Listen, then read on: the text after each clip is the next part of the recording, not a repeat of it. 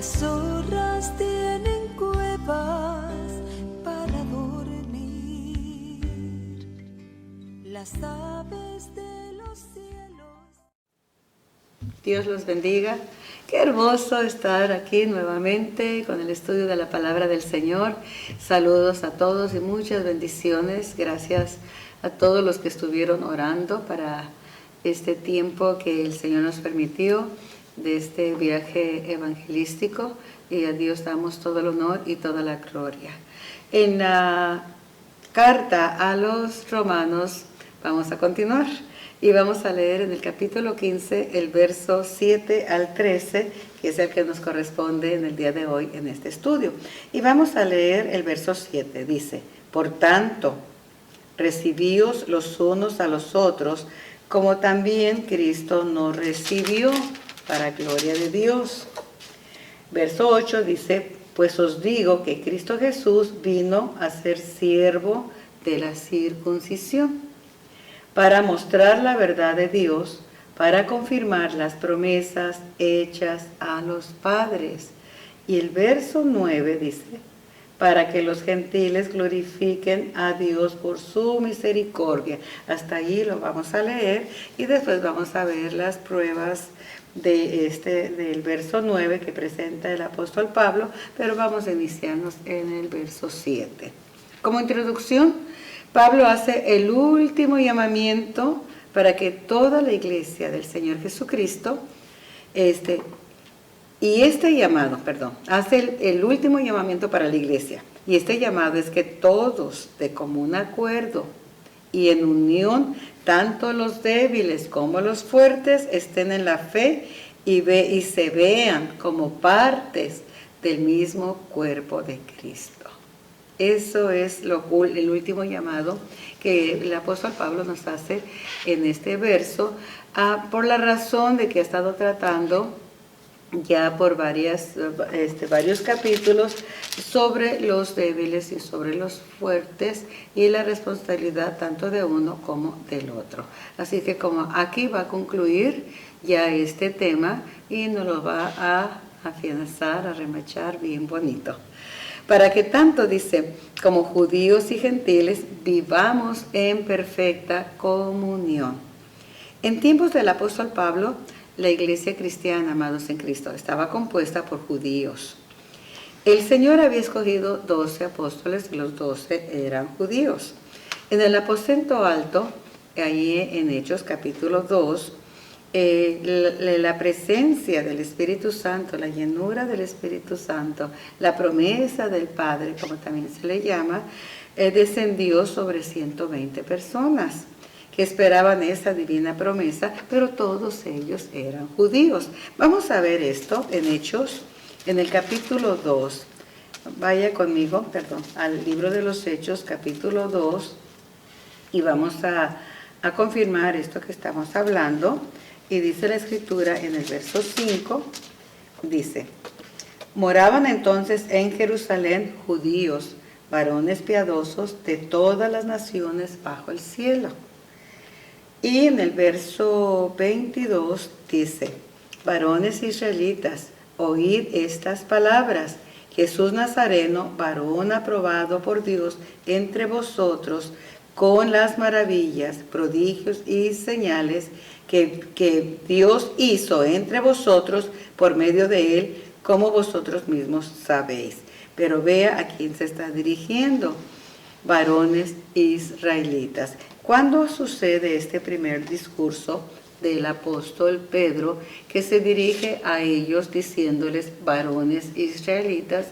Inmediatamente después del derramamiento del Espíritu Santo en el aposento alto, que el pueblo judío estaba celebrando las fiestas de la cosecha y estaba lleno Jerusalén de gentes judías, aunque venían de diversos lugares, pero eran judíos.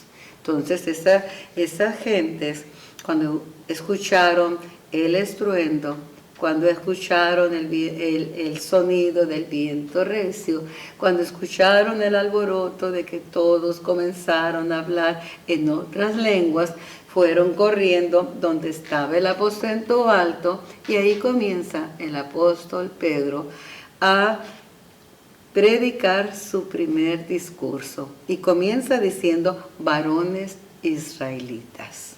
Entonces, ¿qué es lo que sucede ahí? Ese día en Jerusalén, como ya le acabo de repetir, las gentes estaban celebrando la fiesta de la cosecha. Y al oír el mensaje de Pedro, el primer mensaje, cuando él se dirige a ellos diciéndoles, varones israelitas, se convierten 30,000 personas. Pero esas 30,000 personas eran, ¿qué? Israelitas. Y ahí fueron añadidas, ahí nace la iglesia primitiva, y después en su segundo discurso, su segunda predicación, se convierte 5,000, dando un total de 8,000 miembros con su sede en Jerusalén. Hasta aquí vemos que solamente son judíos. Ahora, en Hechos capítulo 8, vamos a continuar para tener un entendimiento. ¿Por qué la exhortación de Pablo? ¿Por qué nos está haciendo el último llamado para que haya unidad en el cuerpo de Cristo, que ya disertó en varios capítulos? La razón es esta. Vamos a ver capítulo 8, verso 14, y dice, cuando los apóstoles que estaban en Jerusalén oyeron que Samaria había recibido la palabra de Dios, enviaron allá a Pedro y Juan. Note usted, escucharon. ¿Quién fue a Samaria? Felipe. Estaba en un avivamiento, el Señor lo traspuso, lo llevó. Y ahí en Samaria comienza a predicar, porque antes nadie les habló de Jesús a los gentiles, y mucho menos a los samaritanos. Jesús mismo tuvo que ir a Samaria, porque le era necesario pasar por Samaria, y ahí se encontró con la mujer samaritana. Porque ya sabemos por qué ningún judío hubiera ido a hablarles ni siquiera del judaísmo, ni siquiera de que esperaban al Mesías, aunque ellos lo sabían. Ellos lo sabían porque era una mezcla de judíos y de otras naciones. Entonces dice aquí el verso 14, cuando los apóstoles que estaban en Jerusalén oyeron que Samaria había recibido la palabra de Dios, enviaron allá a Pedro y a Juan, porque aún no había descendido sobre ninguno de ellos, sino que solamente habían sido bautizados en el nombre de Jesús. Vea el verso 15, primero me lo salté. Los cuales, habiendo venido, oraron por ellos para que recibieran el Espíritu Santo, porque aún no había descendido sobre ninguno de ellos, sino que solamente habían sido bautizados en el nombre de Jesús. Entonces les imponían las manos y recibían el Espíritu Santo. Ahora vea esto. Aquí vemos ahora que Samaria, la región de los samaritanos, Felipe les predicó sobre el Señor, y recibieron también el bautismo del Espíritu Santo. Ellos no eran judíos, les repito, fueron llenos del Espíritu Santo, y esto trajo asombro por la razón que los gentiles estaban recibiendo el don del cielo. Escuchen de Jesús, pero ese don del cielo, ese bautismo del Espíritu Santo, ellos pensaron que era solamente para los judíos. Todavía están cerrados. Hasta esa altura todavía están cerrados en que eso era algo muy especial solamente para ellos. Que oigan de Jesús, que se bauticen en el bautismo de Jesús, porque ellos ya se habían bautizado en el bautismo de los judíos, que era solamente en el nombre del Padre. Pero ahora pues que se bauticen también en el nombre de Jesús, y ya lo tenían, pero recibir el Espíritu Santo, qué asombro, eso es solamente para nosotros los judíos. Todavía había esa exclusividad según ellos, pero esta carta nos va a enderezar a todos. En capítulo 10, vamos para allá, porque ahora vamos a ver, al menos aquí hicieron una mezcla, judíos y de otro país. Pero ahora vamos a ver qué pasa en el capítulo 10, porque estos no van a salir de asombro en asombro. Capítulo 10, en el verso 1, nos habla de que había un hombre en Cesarea, un hombre llamado Cornelio. Era un centurión de la compañía llamada la italiana. Entonces, en otras palabras, era un soldado romano, su nacionalidad romana. Piadoso y temeroso de Dios, ya se estaba esparciendo el evangelio. Pero vayamos al verso 44.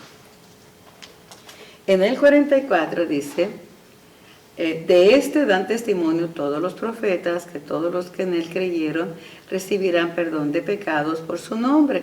Aquí ya está Pedro, llegó a casa de Cornelio, no sin antes Dios prepararlo y librarlo de sus escrúpulos, porque un judío no podía entrar en casa de un gentil.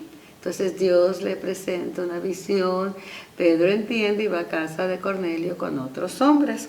Y aquí él está dando testimonio de Jesús y del perdón de los pecados y del nombre de Jesús. Y el verso 44 dice: mientras aún hablaba Pedro estas palabras. ¿Qué palabras? De recibir, de aceptar a Cristo, que creyeran en Él y recibirían perdón de pecados por su nombre. Eso es lo que dice el verso 43. Y en el 44 dice que aún hablaba Pedro estas palabras, el Espíritu Santo cayó sobre todos los que oían el discurso. Verso 45. Y los fieles de la circuncisión, o sea, los judíos, que habían venido con Pedro, se quedaron atónitos de que también sobre los gentiles se derramase el don del Espíritu Santo. Qué grande la misericordia de Dios. Qué hermoso. Él no hace acepción de personas. Gracias a Dios que Dios le quitó en ese momento que le presentó la visión a Pedro, ese espíritu escrupuloso de que nada más ellos, ¿cómo me voy a meter en la casa de un pecador gentil? Pero vemos que mientras Pedro hablaba, cayó el Espíritu Santo, ni siquiera fue a imponer manos. Él está hablando de la salvación a los gentiles, y Dios en su infinita misericordia les da la prueba que Él no hace acepción de personas, y el Espíritu Santo descendió sobre ellos y oían. Eso está hermoso. Los fieles de la circuncisión se dieron cuenta que está pasando aquí, dice que están atónitos. La palabra atónito significa que estaban sorprendidos, asombrados, desconcertados, porque eso no era habitual. De que también sobre los gentiles se derramase el don del Espíritu Santo. ¿Cómo no amar a Cristo, verdad? Qué hermoso el Espíritu Santo. El Padre no hace excepción de personas, de clase, de nacionalidad, de raza. Jesús no vino a hacer excepción de personas, y el Espíritu Santo tampoco hizo acepción de personas. Una vez salva a la persona, una vez recibiendo el perdón de sus pecados, viene el Espíritu Santo, que es el que nos sella con ese divino sello, y ya somos sellados, separados para la santificación, después de haber recibido la salvación. Así que veamos los escrupulosos judíos en Hechos capítulo 11, porque mire, siguen, todavía no se convencen, todavía siguen ahí, medios raros, ¿no? Ay, qué feo nos vemos. Digo, cuando yo me veo y digo, Señor, ¿cuántos escrúpulos no habrá en nuestro corazón? Y sí los hay. Y porque pues me entiendo con esta persona, porque somos del mismo país. Mire qué escrupulosos. Estos porque eran judíos. Otros no, porque es que pues pensamos igual, y hasta fuimos a la misma escuela. Y el otro, fíjate, ni fue a la escuela, ni le entiendo cuando habla. Miren nuestros escrúpulos, que solamente lo que hacen es manchar la obra de Jesucristo. Esa es la palabra. Traer vituperio a la causa de Cristo. Veamos esto, este pasaje en Hechos capítulo 11, verso 15. Cuando comencé a hablar, cayó el Espíritu Santo sobre ellos también, como sobre nosotros al principio. Entonces me acordé de lo dicho por el Señor cuando dijo: Juan ciertamente bautizó en agua, mas vosotros seréis bautizados con el Espíritu Santo. Si Dios pues les concedió también el mismo don que a nosotros, que hemos creído en el Señor Jesucristo, ¿quién era yo que pudiera estorbar a Dios? Estaban aquí ya, y aquí ya había un problemita. Verso 19. Ahora bien, los que habían sido esparcidos a causa de la persecución que hubo con motivo de Esteban, pasaron hasta Fenicia, Chipre y Antioquía, no hablando a nadie la palabra, sino solo a los judíos. Popia ya está tomando la idea. Estos fueron esparcidos, eran salvos, eran discípulos, habían recibido el Espíritu Santo, fueron esparcidos por la persecución. Después de que Esteban muere, que es martirizado, entonces comienza la persecución en Roma y todos, o algunos, comienzan a dispersarse a diferentes ciudades, a Fenicia, a Chipre, a Antioquía, pero no le hablaron de la salvación a nadie de ellos, solamente al que era judío. ¿Qué había dicho el Señor? En la gran comisión, id y hacer discípulos, ¿a dónde? A las naciones. ¿Qué les dijo el Señor? Quédense en Jerusalén hasta que descienda sobre vosotros el Espíritu Santo y me seréis testigos en Jerusalén, en Samaria, en Judá y hasta lo último. Comienza el Señor a forzarlos a que cumplan su mandato. Qué tremendo que el Señor nos tenga que forzar a cumplir sus mandatos. Y qué duro, porque los forzó a través de sacrificio, los forzó a través de persecución. Amados en Cristo, pero sí muy, ¿cómo les diré? Según muy sometidos, pero predicaban solamente, ¿a quién? ¿A quién les hablaban del Evangelio? ¿A quién les hablaban de Jesucristo? Nada más a los judíos. Y ya estaban en otras naciones. Alabado sea, ¿lo estamos entendiendo? Sí. No hablando a nadie la palabra, sino a los judíos. Pero había entre ellos un varón de Chipre y de Cirene, los cuales cuando entraron en Antioquía, hablaron también a los griegos, hablaron también a los gentiles, anunciando el evangelio del Señor Jesús, y la mano del Señor estaba con ellos, y gran número creyó y se convirtió al Señor. Llegó la noticia de estas cosas a oídos de la iglesia que estaba en Jerusalén, la sede, los judíos, Pedro, Juan y los demás.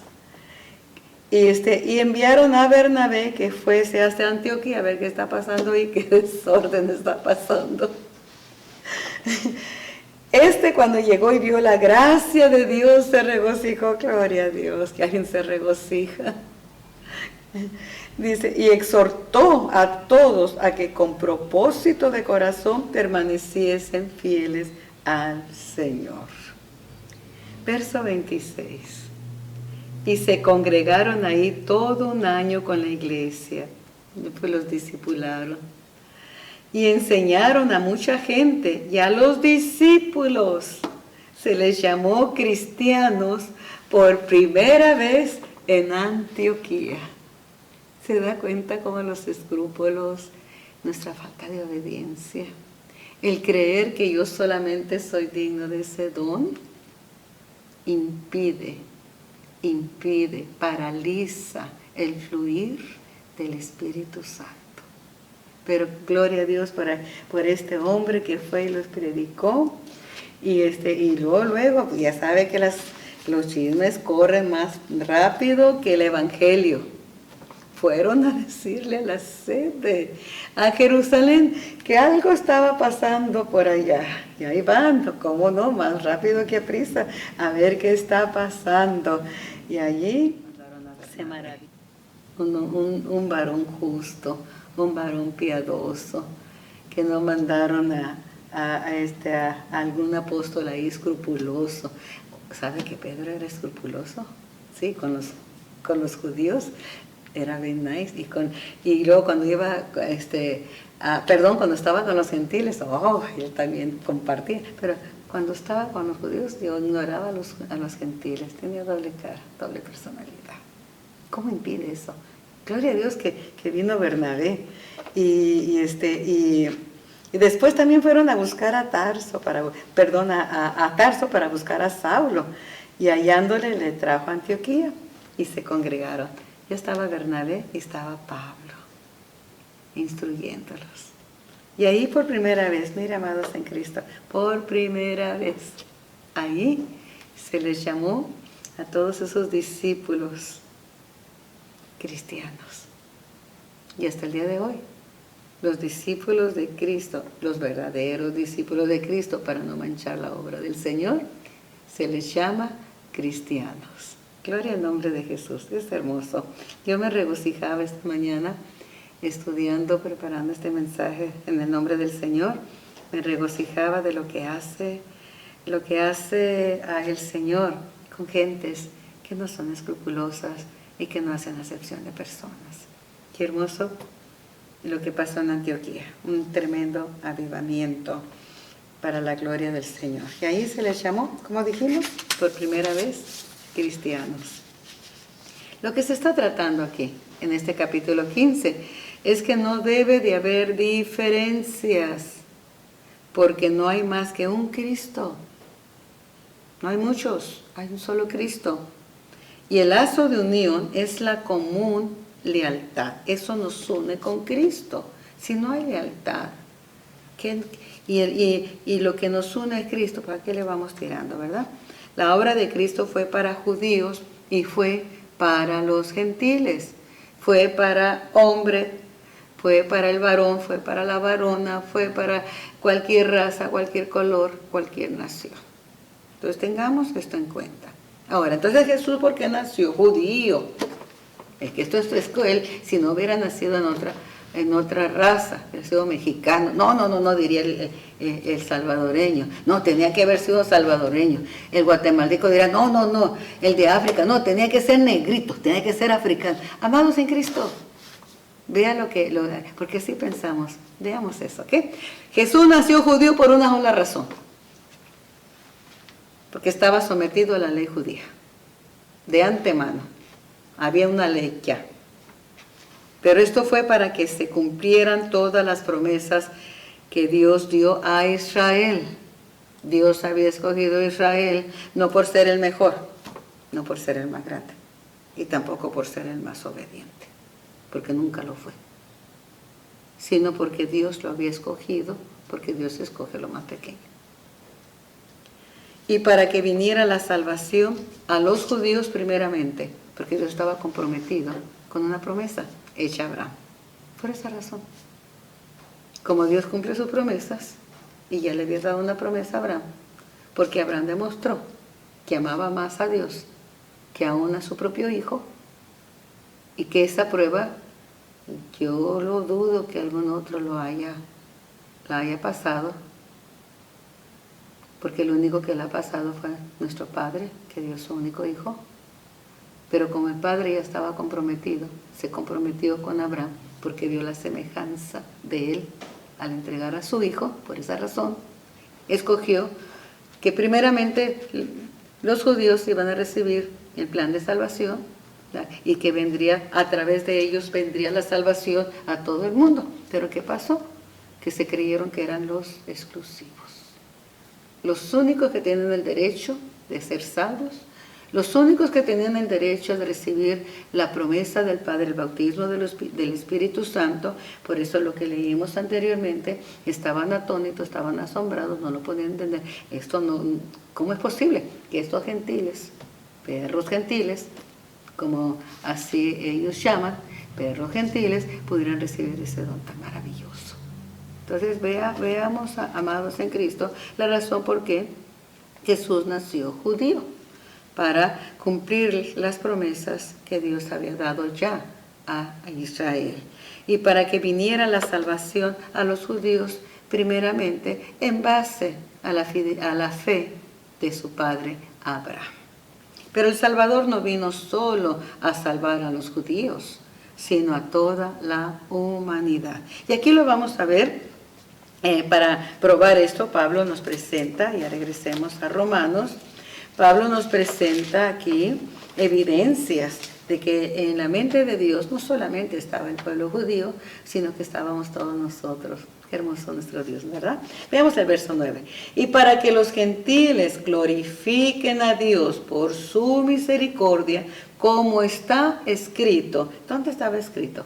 Salmo 18, verso 49, dice: por tanto, yo te confesaré entre los gentiles y cantaré a tu nombre.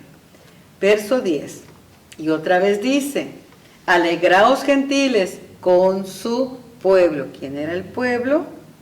Pues el pueblo judío. ¿Y dónde lo dice? Deuteronomio 32, verso 43. Y el verso 11, y otra vez, ¿dónde dice eso? Alabad al Señor todos los gentiles, alabad al Señor todos los gentiles, y magnificadle todos los pueblos. ¿Dónde está eso? Salmo 11, verso 7 y 1. Ahí está. Perdón, ya ve que aún ni con lentes le atina a uno. 112, 1. Y otra vez dice Isaías, su mayor profeta: estará la raíz de Isaí, y el que se levantará a regir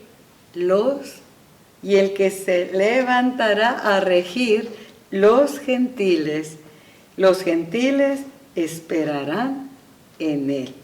Isaías 11, 10. ¿Se da cuenta qué hermoso? Pero solamente la salvación es para los judíos, porque así está escrito, sí. Primeramente al judío y después al griego.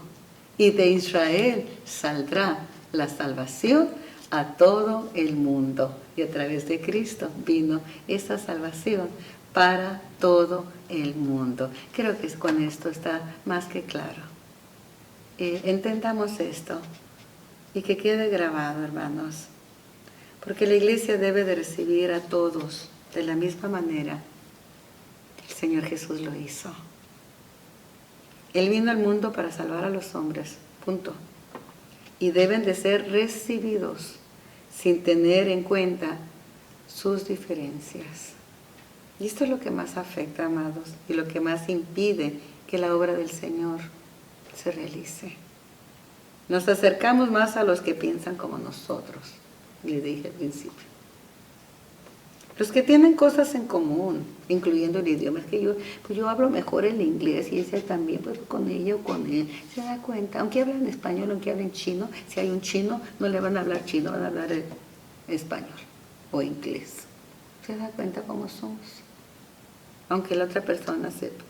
O porque es la misma cultura y que nos entendemos y que comemos lo mismo y que sentimos lo mismo y que nos acordamos de lo mismo. La misma basura de este mundo, ¿ok? Lo cual solo sirve para dividir e indisponer a otros para destruir la obra de Jesucristo.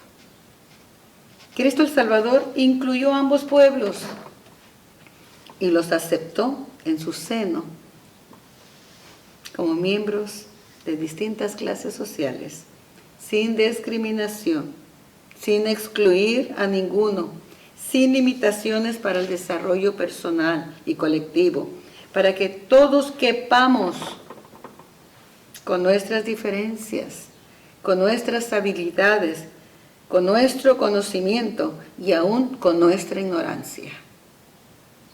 En el verso 13, ya cambió ahí ya el tema, ya era tiempo. ya nos ha dolido mucho, pero ojalá que ese dolor nos traiga sanidad. Porque eso cómo divide la iglesia. Y sabe, amados, que allá el pobrecito que no fue a la escuela y viene el intelectual, nomás se queda mirando. Es que yo ya soy quien soy. Y el aquel que no sabe ni escribir, se siente así. A ti te invito a mi fiesta, pero a ti no te invito a mi fiesta. Pero es del grupo de los hermanos. Contigo me siento porque tú me entiendes, es que pues hablamos el mismo lenguaje de este mundo. Cuando hablemos el lenguaje celestial, se caen los títulos, se cae la cultura, se cae la raza, se cae nuestro orgullo, se cae toda esa inmundicia que ya no debe de estar ni asomarse dentro del cuerpo de Cristo, porque dañamos la imagen de Cristo, dañamos la oportunidad de que otros entren. Es más, se la cerramos la oportunidad de que otros entren. Se da cuenta que lejos a veces creo que estamos y creemos que estamos tan cerca de Dios. Y nos creemos que porque enseñamos, predicamos y que tenemos muchos años. Pero ¿de qué nos sirve eso? ¿De qué me sirve? A mí no me sirve de nada para ganar a los perdidos. Porque Cristo viene a enseñarnos la manera, hablarles de Él y de su sacrificio. Y enseñarles el idioma del amor y aceptarlos como Él nos aceptó. Óigame, nosotros no éramos la gran cosa, aunque nos creíamos. Pero una cosa es que nos creamos y otra cosa que lo seamos. Muy diferente. La grandeza no está en nosotros, está en el Señor. Nuestra grandeza está abajo, humillados, con gratitud, porque sin Él estuviéramos tan perdidos como cualquier otro. Eso es todo. En el verso 13, Pablo hace resonar las notas claves del Evangelio. Esperanza, vea esto, qué hermoso. Esperanza, gozo, paz y poder del Espíritu Santo. Comencemos con la esperanza y vamos a leer este verso 13 y con esto ya vamos a terminar. Y el Dios de esperanza os llene de todo gozo y paz en Él creer, para que abundéis en esperanza por el poder del Espíritu Santo. ¿Qué dijimos de que vamos a hablar ahorita? ¿Qué es lo que Pablo hace sonar? Estas notas, y estas son las notas del Evangelio, las hace sonar con la esperanza, gozo, paz y poder del Espíritu Santo. Son 4. La esperanza, vamos a comenzar con eso y vamos a dar un ejemplo para entenderlo.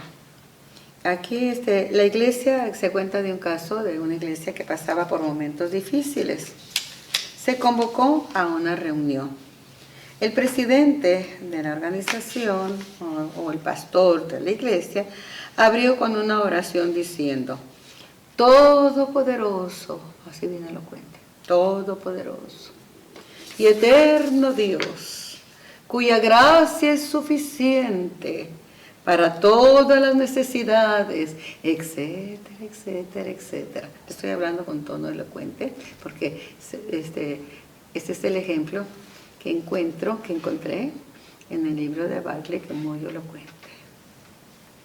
Algo así familiar a mí me suena. Eso ya es mi opinión, ¿ok? Cuando nos ponemos bien retóricos y supuestamente inspirados en la oración. Cuando esta persona inició la reunión diciendo las situaciones de la iglesia y que esta iglesia es totalmente desesperada, hay un problema totalmente fuera de alcance, es una situación desesperada y que no se puede hacer nada, punto. Ups. Aquí hay un gran problema y muy común. La oración que hizo anteriormente, al iniciar la reunión, era vacía y vana y sin sentido, como muchas de nuestras oraciones, que oramos diciendo, Él es el Todopoderoso, que al instante andamos desesperados y así esperamos que Dios nos conteste. Y eso no va a ocurrir. Porque hablamos que Él es todopoderoso, pero no lo creemos. En la última guerra, Winston Churchill presentó una situación en toda su negrura, diciendo, el Reino Unido se ha quedado solo. Hubo un profundo silencio. Cuando él acabó de hablar, en algunos rostros se dibujaba la desesperación y habían optado por rendirse al enemigo.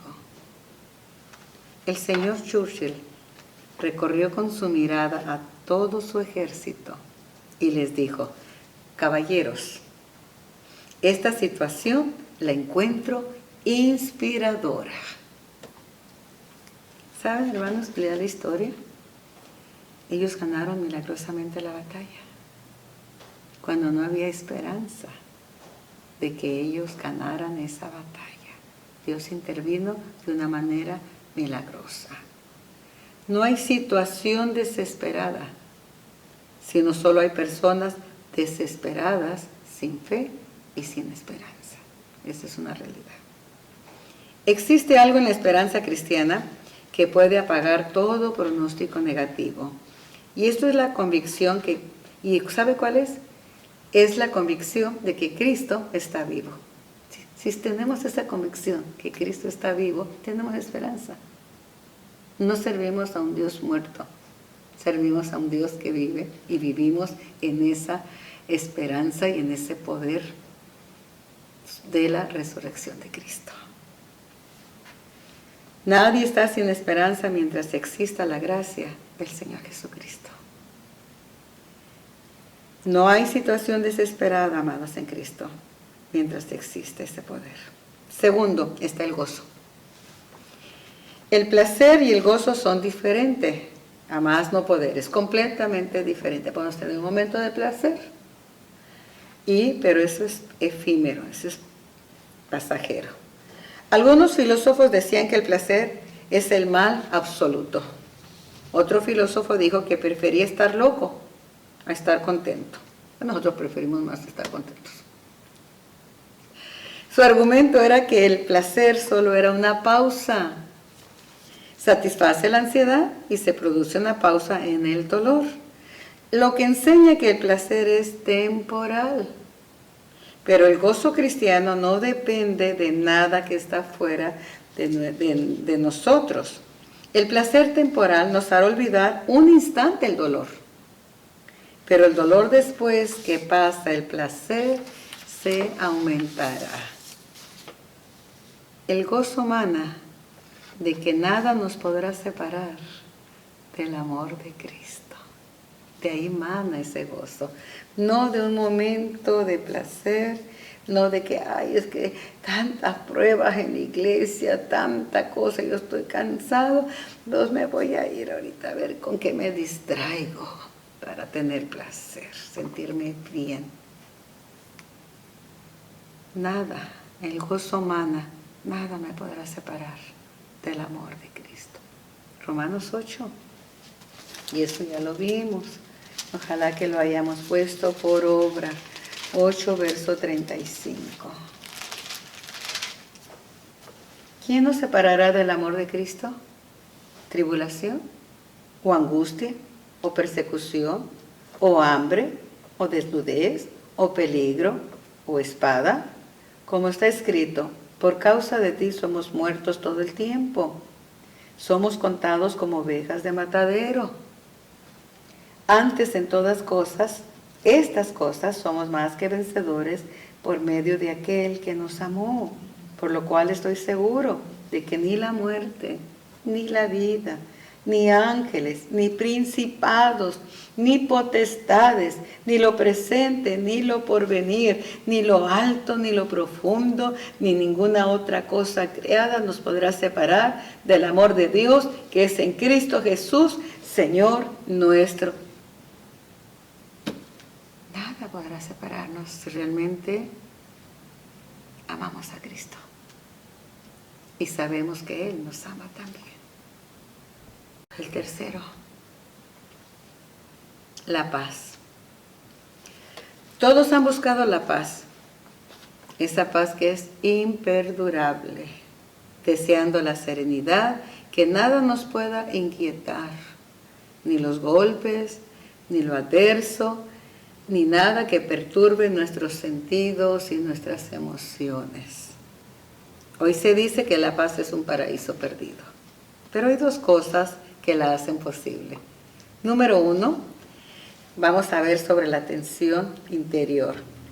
Esa tensión interior viene de una vida distraída, porque la palabra distraída significa apartar, desviar, distraer, o sea, no poner atención o ponerla en otra cosa.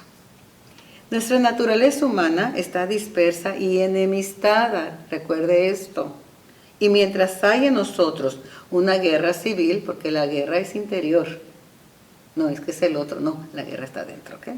No es que el otro me hace la guerra, no es que el otro me trató mal, es que el otro no debió decir aquello, la guerra está dentro. O sea, tenemos una doble personalidad, para que entendamos bien. Mientras existe esa guerra civil en nosotros y esa doble personalidad, no podrá haber serenidad, no podrá haber paz. Solo hay una salida para esta situación y es rendirnos a Cristo. Cuando Cristo está en control de nuestra vida, la tensión va a desaparecer. Segundo, la preocupación por las cosas externas. Se cuenta que Wells se encontraba en un barco grande. Cuando Wells estaba en un transatlántico, ya la agarré. De pronto, entre la neblina salió otro, así de grande, y los dos pasaron a pocos metros. En otras palabras, se cruzaron ante un grande peligro.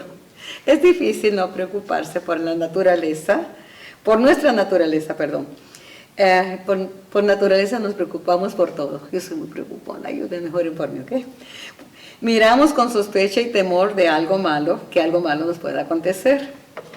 Lo único que acaba con esa preocupación es la absoluta convicción que pase lo que pase, Dios no causará a sus hijos ninguna lágrima inútil. Mire qué fácil, ¿por qué nos complicamos tanto? No nos dará nada que no podamos resistir, ni que no podamos entender. Pero esto solo ocurre si estamos seguros de su amor. Por eso Pablo dice, nada me va a separar del amor de Cristo. Y la lista que pone, yo creo que ninguno lo hemos pasado todavía. Ni lo alto, ni lo profundo, ni nada ni los brujos, ni el diablo, ni el hambre, ni la desnudez, ni la tribulación, nos va a poder separar del amor de Dios. Pero eso solo ocurre ¿cuándo? ¿Cuándo viene esa paz? Cuando estamos seguros de su amor. Es fácil, ¿verdad? ¿Todavía dudamos de su amor? Cuando Él murió por nosotros. Todavía dudamos de amor, de su amor, cuando a pesar de nuestras debilidades y flaquezas y nuestras faltas nos sigue amando. Cuando nos corriges por amor. Cuando nos llena de bendición y de ese gozo es por amor. No hay nada que no recibamos de Dios por méritos, es por su amor. Y eso nos da la evidencia y la certeza que Él nos ama, y si Él nos ama, nada podrá separarnos de su amor.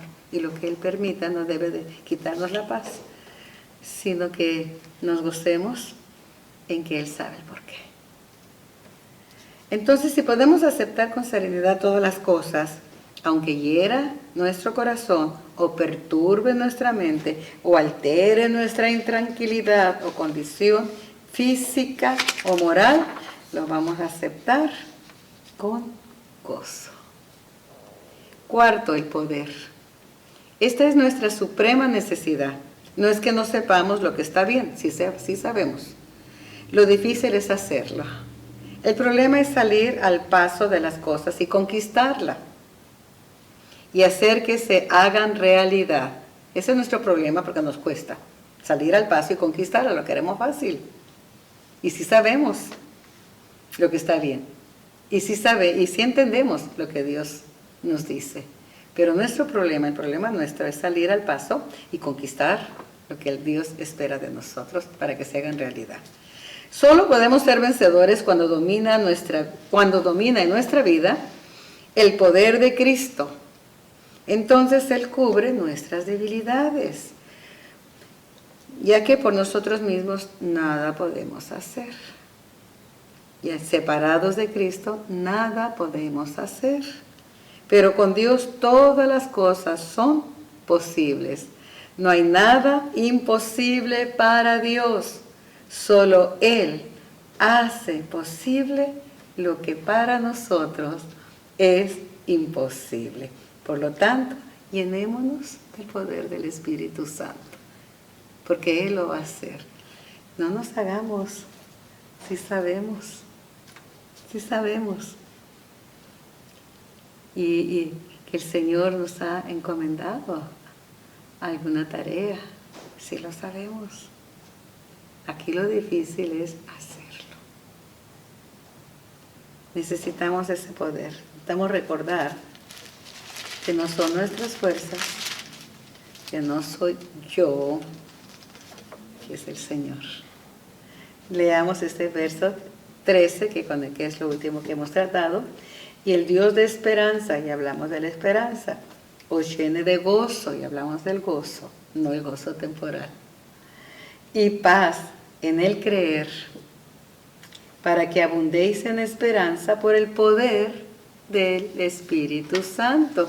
Y aquí se habló de poder, que esa es nuestra mayor necesidad, y solamente viene a través del Espíritu Santo.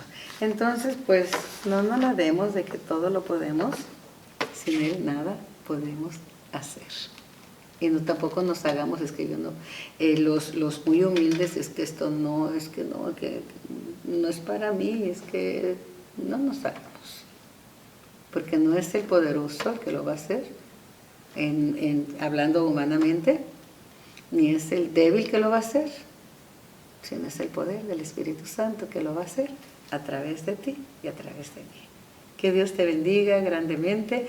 Bendiciones, el Señor es hermoso y nos habla bien preciso. ¿Por qué será que nos habla tan preciso? Porque Él conoce la humanidad y se sabe compadecer de nosotros, porque Él se hizo hombre para poder entendernos y morir. Jesús hombre, muriendo por los hombres pecadores, las mujeres pecadores como tú y yo. Dios te bendiga grandemente y confiemos en su poder, en su gracia, en su amor. Bendiciones. Vamos a cantar una canción de fe y puedes esperar un milagro, puedes esperar que Él te toque, que Él te sane en el nombre de Jesús. Él es Jesús quien venció en la cruz. Fue quien cargó, quien llevó nuestro dolor. Jesús resucitó y por su sangre, sus heridas nos sanó.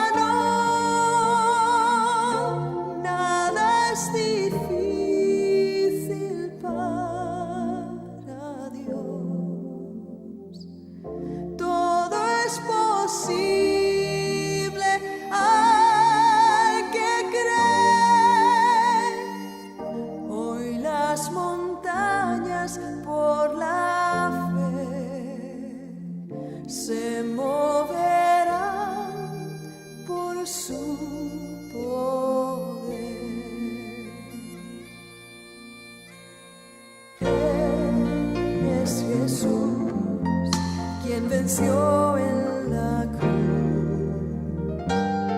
Fue quien cargó, quien llevó nuestro dolor. Jesús resucitó y por su sangre, sus heridas nos sanó. Nada es difícil para Dios, todo es posible al que cree.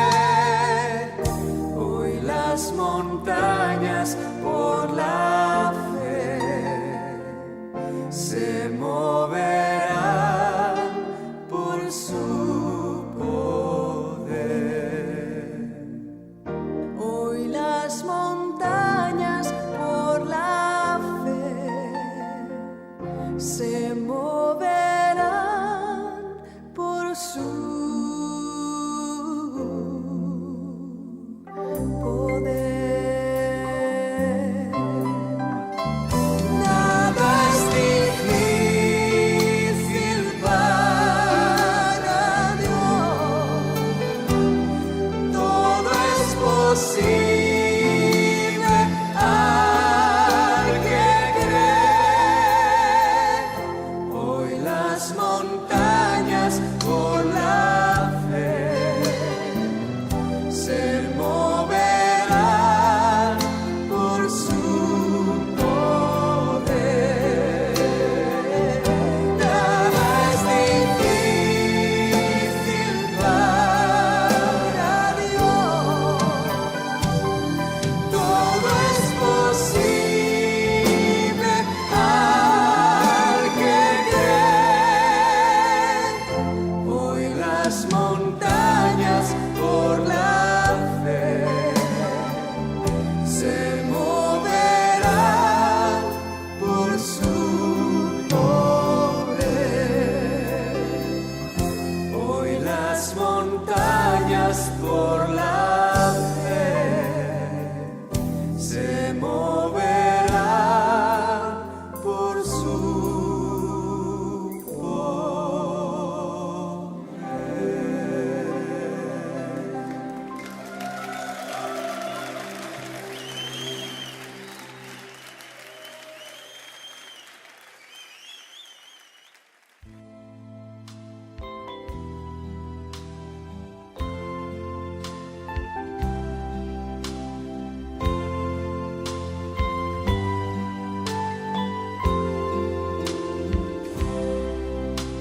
Las zorras tienen cuevas para dormir. Las aves de los cielos tienen nidos